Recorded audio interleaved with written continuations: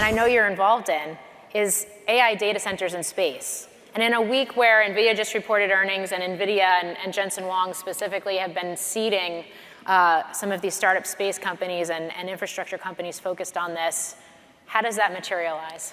Yeah, I mean, recently I think Sam Altman, who I talked to recently, also Jansen, Elon Musk, Jeff Bezos, they all talk about the future of data centers in space. And I agree with that. And Axiom Space is one of the pioneers in developing the orbital data centers. We have taken experiments with AWS already twice or 3 times, if I'm not mistaken, to International Space Station. And we are planning to have 2 launches of orbital data centers next year to really get that going. And, space,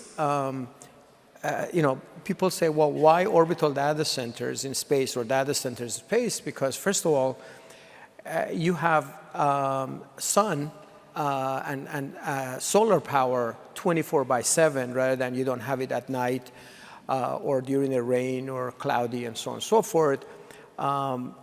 Plus the cooling, you can, with the heat exchanger, you can just sort of dump the heat, which is a huge part of these data centers in space.